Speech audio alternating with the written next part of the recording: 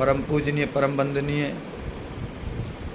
सद्गुरुदेव भगवान के पावन चरणों में हृदय से साष्टांग दंडवत प्रणाम करते हुए हृदय का विचार गुरु तत्व के प्रेरणा से जो आत्म तत्व है उसी के अंदर गुरु तत्व समाया हुआ है, और जो गुरु तत्व है वही आत्म तत्व है, आत्म तत्व है वही ब्रह्म तत्व है, और ब्रह्म तत्व है वही गुरु तत्व है। ऐसा प्रत्येक साधक को हृदय में बांध रखना चाहिए। और जो भी कुछ क्रियात्मक कर्मों के पीछे प्रेरणा होती है वो जो गुरु शरणागति होते हैं वो गुरु तत्व की ही होती है। गुरु तत्व की प्रेरणा प्राणी को अपने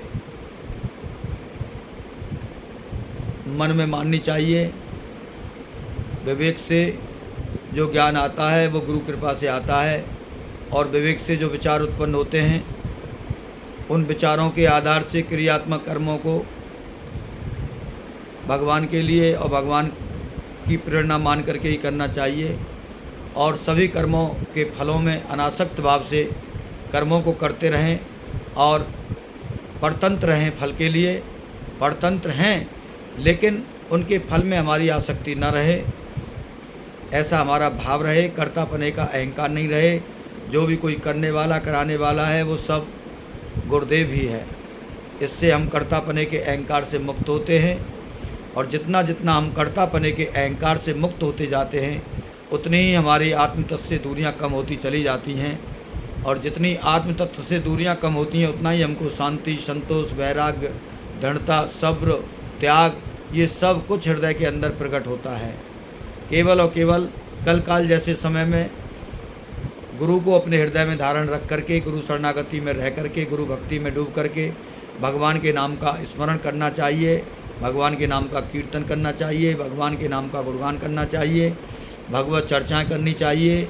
किसी भी प्रकार की कोई भी अनर्गल अलाप यानी मिथ्या भाषण नहीं देना चाहिए।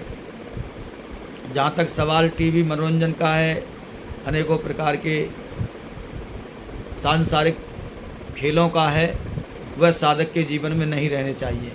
क्योंकि साधन के जीवन का वास्तविक लक्ष्य होता है उस आत्म तत्व को, उस ब्रह्म तत्व को, उस अनुराग को प्राप्त करना। लेकिन जब हम सांसारिक अनर्गल अलापों में, मनोरंजनों में, खेलों में लगे रहकर सोचते हैं कि हम साधना कर रहे हैं, वो साधना निष्फल हो जाती है। क्योंकि साधना वही सफल होती है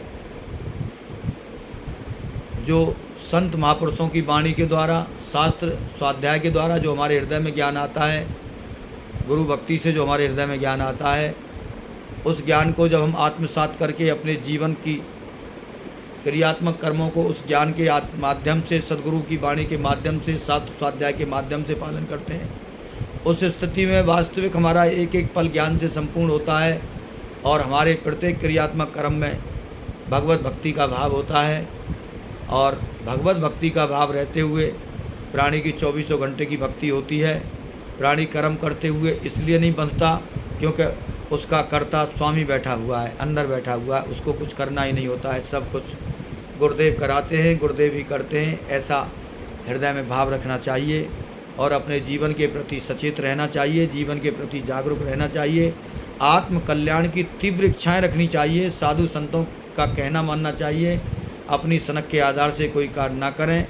कि प्रकृति में प्राणी जब तक साधु संतों की सेवा का अपने हृदय में भाव नहीं रखेगा, उनकी बातों को आत्मसात नहीं करेगा, शास्त्र स्वाध्याय की बातों को आत्मसात नहीं करेगा, एवं माता पिता के संस्कारों को भी अपने हृदय में नहीं रखेगा, चाहे वो कितना भी पढ़ लिख करके योग्य हो जाए, लेकिन परम शांति, उस सुख, उस आनंद से हमेशा वंचित रहेगा।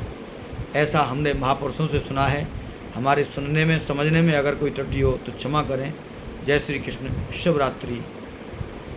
भगवान से प्रार्थना करते हैं सभी के हृदय के मन मंदिर में ज्ञान रूपी दीपक प्रदीप्त हो, सभी के हृदय के मन मंदिर में प्रेम रूपी सरोवर प्रकट हो। ऐसी हम भगवान भोलेनाथ के गुरु तत्व के चरणों में प्रार्थना करते हैं। जय श्री कृष्ण।